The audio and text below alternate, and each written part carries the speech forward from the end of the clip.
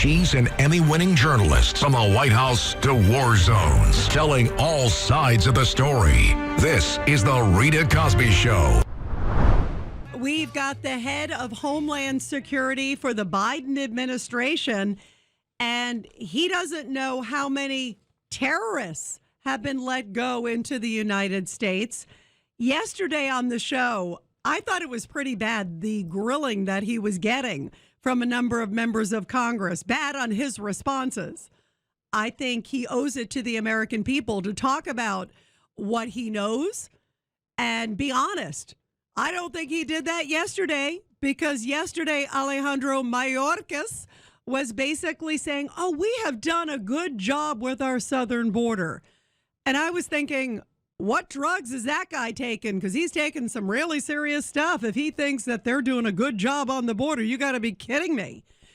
And then today, boy, it wasn't just a grill. It was a searing. He was really grilled by members of Congress today, and it just got worse. He still maintained that, boy, they're doing such a great job. They're effective at the border. But today, a lot of the members of Congress just weren't having it. They were like, forget that hogwash, buddy. You know, that is not the facts. And then they were getting into the specifics, because they said, you know what? All right, there's a number of people that have been on the terrorist watch list just even of late. How many of those have been let into America? Where are they? Do you know their locations? Give us the lowdown on all of that. And he was like, I don't know. And I'm just telling you, for somebody who has been at the border, as I have, I've been down there, I've seen it firsthand, I've covered it as a journalist, and I'm sitting here going, this guy is in charge of protecting our sovereignty, protecting our borders. This guy is a disaster. He was arrogant. He was also inept. And he also wasn't honest with the American public. And those are the three nicest things I could probably say about him after watching him today. So I want to get your take on where you think things are headed with our border. Because, boy, if they lift Title 42, which is still Biden administration's plan, they're fighting it. Of course, a court stepped in, a judge stepped in, but the Biden administration is still hoping that it gets lifted and that the border will be even more open come May 23rd. And if indeed that happens, and there's a good chance it might happen, I mean, who knows? Hopefully these judges will keep blocking them left and right, and hopefully they'll keep adhering to it, even though they seem to be thinking they're holier than thou and not even listening to the different judges' decisions, like on the Remain in Mexico and all that. But all I kept thinking about is, boy, are we in trouble if indeed this gets lifted on May 23rd, because today this guy was just defensive. He didn't seem sincere with the American public. And he also just doesn't seem like he is ready for the job. I don't think he can handle by far what's going on at the border now. And yet he knows it's about to get a lot worse. I mean, that was the one answer that I think he was honest in. They were saying, oh, well, what do you think is going to happen when Title 42 happens? Do you think it could be a crisis? And he's like, yeah, but we're preparing for that. So he did admit that he thinks it's going to be even worse. But he thinks right now things are pretty good. And the fact that since the Biden administration has been there, they've had almost 2 million illegal immigrants that they know of. These are not the gotaways. They believe in terms of gotaways, there's probably another like 700,000 gotaways, but there's close to 2 million migrants. So that's a big number, guys. I mean, we're talking like 2.7 million have probably entered the country, not in the last 20 years, but in basically a little over a year since President Biden has been in office. And to me, this is downright scary. So tonight, I want to hear your thoughts as to what you think, first of all, the future of Alejandro Mayorkas should be. And how concerned are you when the head of Homeland Security for the White House, this is the guy who's in charge of our borders, says, I don't really know how many people that are on the terrorist watch list have been let go. I don't really know where they are. I'm not really sure. I don't really have a track of them. I don't know how many gotaways we had. It's like, wait, are you kidding me? And especially when we know the kind of people that have come through the border, and we know what huge security risk that is. Tonight, by the way, Russia is striking Kyiv. And this comes basically during the UN Secretary General's visit there. So Russia is ramping up. They're talking about nuclear. They're talking about chemical. Boy, is there a lot of things going on in the world right now. And we're also learning some huge numbers on fentanyl. And in fact, tomorrow I'm going to be putting up a new edition of my podcast called Protecting America. And I interviewed Derek Maltz. He was a former special ops DEA agent. And some of the numbers of what he talked about in terms of the bad people that are crossing our border every day into the United States will stun you. And the amount of fentanyl that is coming through China and then comes through Mexico and comes into our country, literally killing over 100,000 Americans last year alone. That's a stunning number. A lot of teenagers, in fact. It's just tragic to hear. You're going, what the heck is going on in our border? Why are there not people picketing at our border tonight? Why are there not people, like if I'm a rancher and I live in Texas, you see some of the signs. I was looking at pictures earlier and video earlier, and I was looking at all these clothes that like migrants just leave on around a barbed fence because the guy has a barbed fence around his property because so many people were breaking into his home and they were terrifying him and his kids. And so there's all this like, you see like broken shirts and shoes and things that are just laying all over the place. It looked like a free-for-all. I mean, there were like hundreds of pieces of clothing, and that was only apparently in the last few weeks. So why are they not getting out there? I know that governors are getting more vocal, and a lot of people are getting more vocal, but my goodness, if I lived in Texas and I had a business like that guy, I mean, you could just tell he's like overwhelmed. He's like, I complain every day. I send pictures every day of what I'm seeing in my backyard, and businesses can't function there. I mean, to me, this is a dereliction of duty. This is an outright dereliction of duty and a responsibility that these people, and particularly the guy who was grilled today, he needs to answer to America. And boy, he is just shameful. After I heard him today, he was like pompous and arrogant when members of Congress were asking questions that I think anybody with half a brain would be asking this guy. Take a listen. I want to play a little bit. This is Matt Gaetz, Congressman Matt Gaetz of Florida, asking Alejandro Mayorkas about some of his crazy facts and figures. You have the lowest deportation rate in the history of the department, right? Your data that you cite is misleading. No, it's your data. This is actually what your own agency is reporting. So do you think that it just might be the case that one reason that we will encounter the highest number of illegal immigrations in our nation's history this month and next month, because everybody knows that even if they come here, even if they go through the removal procedures, even if a judge issues a final order, you still think there might be more due process, and you have no plan to remove them. And then when I ask you what the plan is, you say, oh, well, resources, I got to make finite decisions. I go back to my first question. How many ICE agents to remove the 1.2 million? Congressman, I'd be pleased to provide you with a resourcing data subsequent to this hearing, if I may.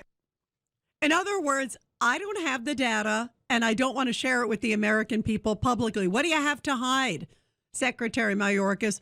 Why do you not have any answers? And what the heck are you doing in this position? To me, I think he has really put America in incredible danger tonight. And I just feel so concerned about the border after listening to this guy who didn't seem to have any grasp of what a major security issue it is, didn't seem to think it's a problem, and basically said, yeah, we're going to be bringing in more agents, but they're going to be helping with the processing, not for security, not to block the border, not to vet who's coming in, but to make sure those that are coming in, basically the process gets speeded along so more of them can come in illegally to this country.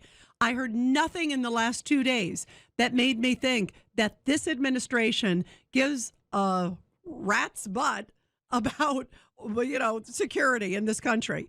I mean, really, it to me was astounding. Here's a little bit more of Matt Gaetz and the very arrogant Alejandro Mayorkas. I think it's telling that you got plans for pronouns and you got plans for misinformation. But when it comes to the plan to remove the people that have had due process, you don't have one at all. Now, 800,000 people have encountered your CBP agents, and those folks have been released into the country. Like, some of those people are going to commit crimes, aren't they? Congressman, may I have a moment to answer your questions? Will some of the 800,000 commit crimes, yes or no? Undoubtedly. Undoubtedly. And so the Americans who are the victims of the crimes for the people that you release in the country are collateral damage that you are willing to accept in order to have our border function as a turnstile. You're willing to accept that collateral damage. Congressman, I couldn't disagree with you more. And that was basically it. Next question. Yeah, you've turned your back on America. Basically, American cities now have tons of crime, and you're adding illegal immigrants, many of them with criminal records, and you don't care, right? And his answer is like, I disagree. Next question. I mean, that is absolutely stunning. What are your thoughts about this? As you have heard, I think one of the scariest, most inept people in the administration who is in charge of basically our borders and protecting the homeland. And he still maintains through it all. I mean, he said it yesterday. He repeated it again today. What's the biggest threat? It's domestic terrorists. It's domestic extremists. Are you kidding me? You have people crossing the border from Yemen, from Syria, that are ISIS, that are Al Qaeda. And this guy is talking about basically, this is, the same phrasing that they use for parents that were upset about critical race theory. You got to be kidding me. This guy is so out of it. And to me, it is really frightening. By the way, speaking of critical race theory, we have a blockbuster show here tonight on the Rita Cosby Show coming up in about an hour or so from now. We're going to have the great Dr. Ben Carson here on the show. I love Dr. Ben Carson, and he is going to be joining us to talk about critical race theory, to talk about race relations in America. And also, he has a brand new book out called Created Equal, which is a blockbuster talking about his own incredible life story. And also the fact that people are so freely using the word racist. It's like if they're upset about Ron DeSantis, he's a racist. If they're upset about Elon Musk buying Twitter, oh, he's a racist now. The left is smearing these people, and it is just disgusting and shameful.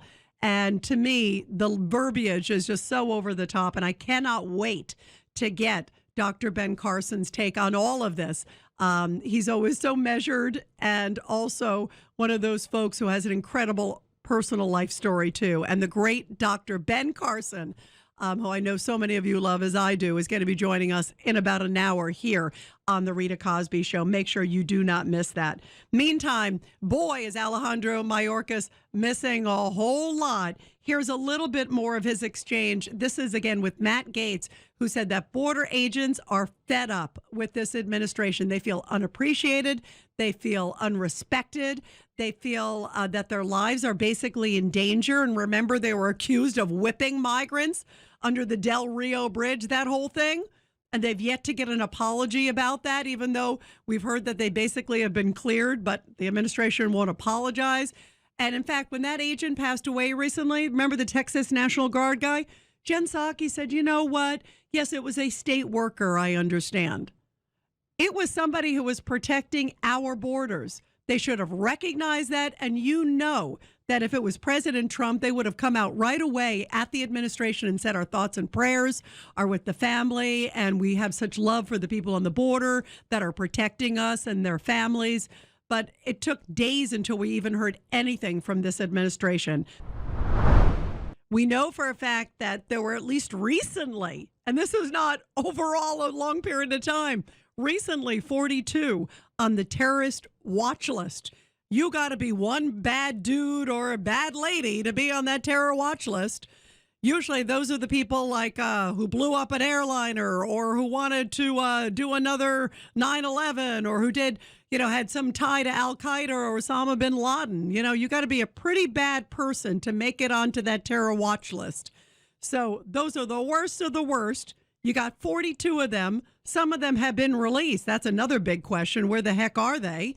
And second of all, Where exactly are they located? Have you been tracking them? How are you tracking them? Are they behind bars, some of them? Hopefully all of them, or most of them. Hopefully we can get the rest of them. But why would they ever be out? I mean, to me, that is a basic question. It's like, hi, are you the shoe bomber? Oh, come on into America. What city do you want a free flight to? You want a free phone? We love you. Come on in here. It's open borders, neon sign. I mean, this, to me, is like Abbott and Costello are running our border system. It is frightening.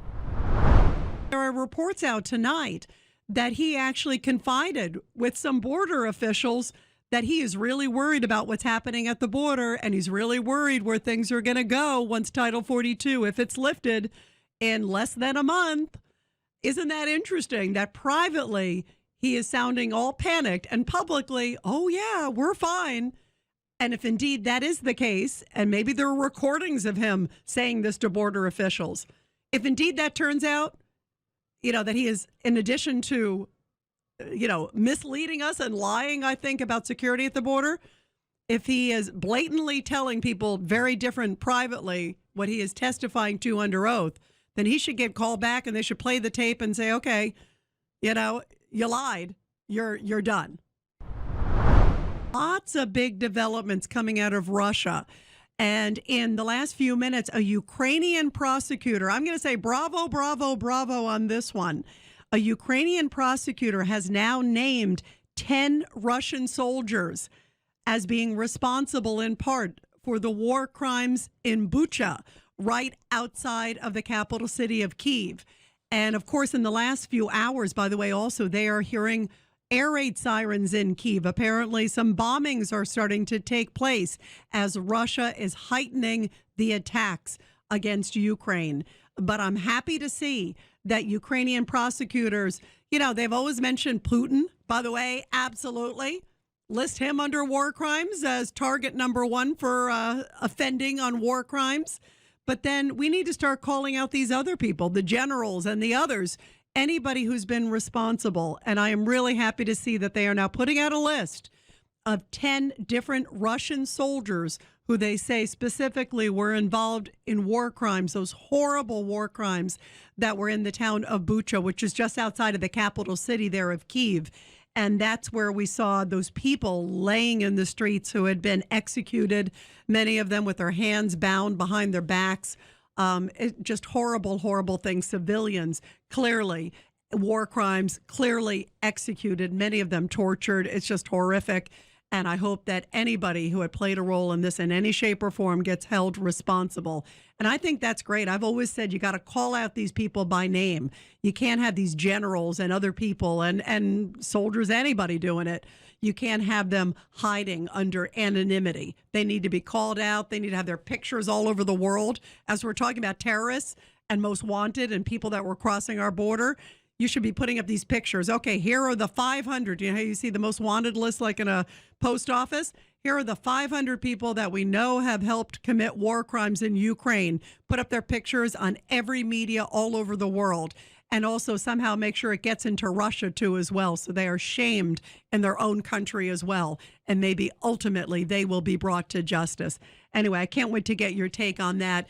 And also, boy, as we're talking about the border and what a mess our border is, did you hear our president today? He comes out and he's trying to explain exactly what's happening with the funding for Ukraine. As he's talking about that and a whole bunch of else, he couldn't even get his words out. And you think he has trouble with the border? He has trouble speaking. Listen.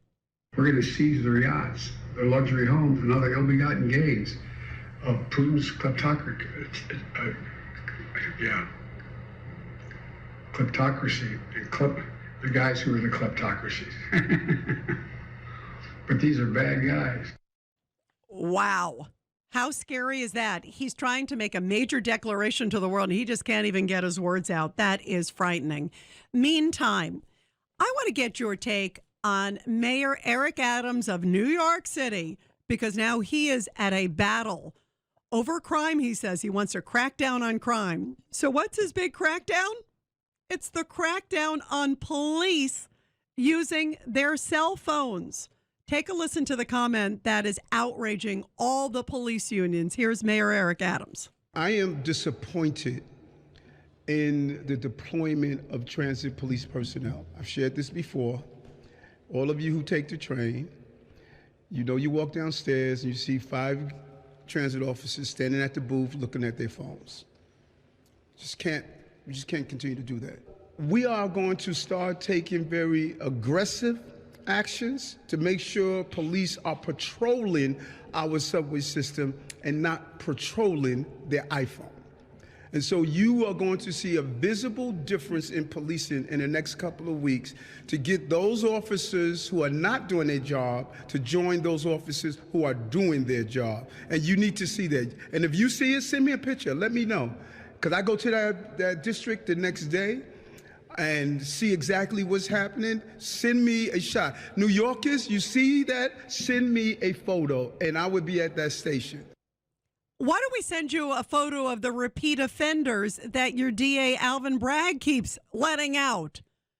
What the heck is our mayor focused on police using cell phones? Listen to the head of, this is the Detectives Endowment Association, who said, listen, Mr. Mayor, police use their phones for work. Take a listen. Well, the reality is this. That's a ridiculous statement because that phone is used as a lifeline for that police officer or for that detective. There are dozens of alerts that come over that phone on a regular basis. Missing persons, wanted people, accidents, fires. We are forced to look into that phone. It's part of our job today.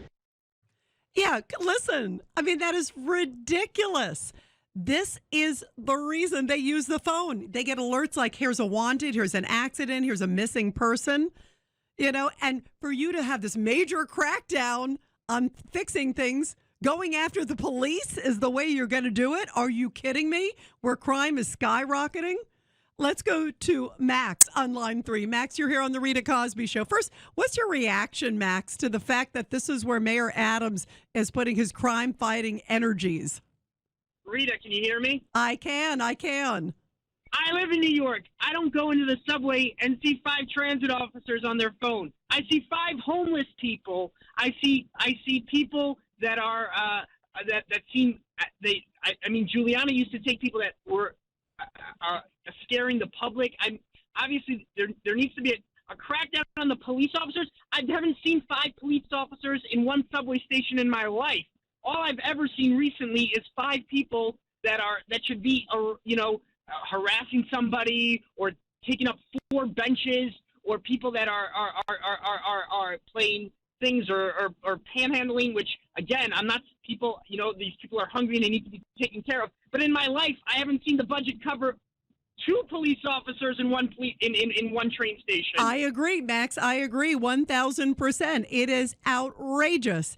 And for him to say, oh, I have a plan on making things more equitable, like, how is that making things more equitable? Yeah, people are getting let out for serious crimes. That's where your focus should be. Focus on the criminals. And we just were talking about the border guys. Those people who are crossing the border, they're getting free phones. I mean, think about, as we're talking about phones, they are getting free phones and basically let into the country. Here's a free phone.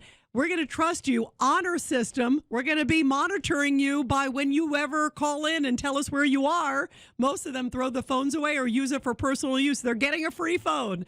And yet New York City's mayor is cracking down on cops using phones that actually also have to use it for their work. How do you think they're texting saying, hey, where is this person headed? What are you seeing? I'm seeing something here at the station. That's the way people communicate these days. You know, that's how they're reporting crimes. They're keeping an eye on alerts. Are you kidding me? I think you're going to see more atrocities. You're going to try, the idea of using a chemical weapon is probably on the table now. What I think you're going to see is him start attacking the weapons delivery systems that, you know, we're flowing weapons into Ukraine like long-range artillery that can pound Russian troops in the east. I think he's going to be more brutal when it comes to the Donbass and the east. You're going to see more war crimes, not less.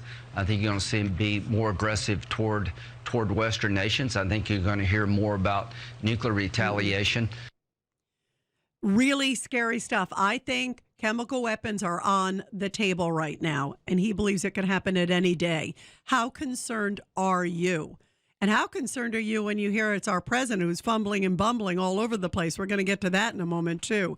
The number is 1-800-848-9222. 1-800-848-9222. How concerned are you that this administration that can't even handle our borders is going to be able to handle Ukraine's borders right now? It is a mess. Here's a little bit more of Senator Graham saying that this is a moment right now where Ukraine has had some successes. They got that flagship. Remember, they pushed them back. But still, they need big time help, not just from the U.S., but from the world to make this momentum and get Putin out of their country. And this moment shouldn't be missed. Take a listen. The guy has gotten a tiger by the tail called the Ukraine, and we got a chance to take him down, and I hope we'll stick with it. And he also said that right now this president needs to step up, because this president, remember when the whole thing happened, he did nothing. When we knew that Russian troops were amassing at the border, our president literally didn't do anything. They amassed 70,000 troops. They saw it on satellite. They saw them all over the place amassing on the borders around Ukraine. And guess what? They didn't do anything. They saw them right there, especially on the Belarus side. They know what that means. And Putin was saying he's planning to invade, and this president didn't do anything. So now Graham is saying he better do something before a nuclear or potentially chemical attack should occur, and he should do it now.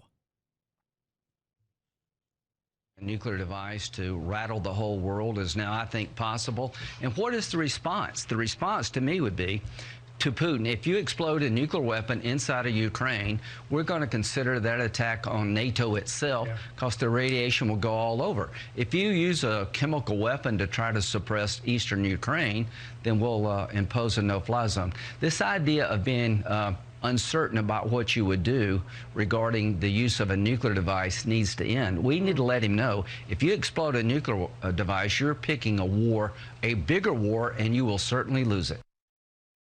And bravo to Lindsey Graham, because what he's saying is we are worried now of a potential nuclear strike. That means radiation that goes into NATO. This is really serious stuff.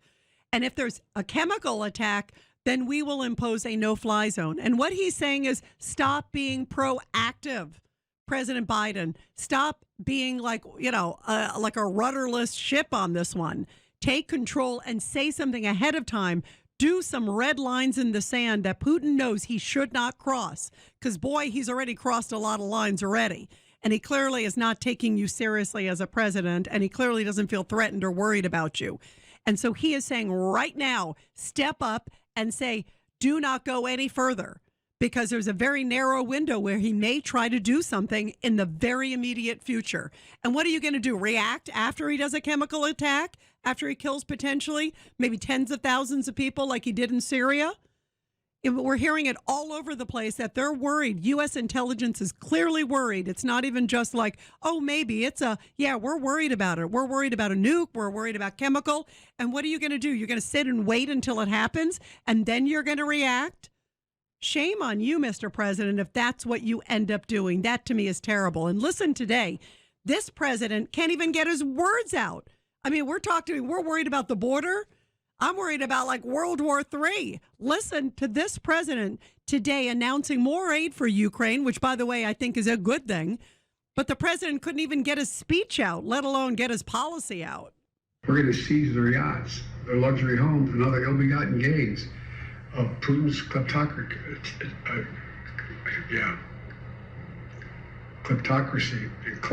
The guys who are the kleptocracies. But these are bad guys. Wow. Boy, are we in trouble. He can't even get that. You think that Putin is sitting there going, he's not worried about that guy whatsoever. And we are really talking about serious stuff right now as the U.S. intel community is really deeply concerned. And our president can't even get a sentence out.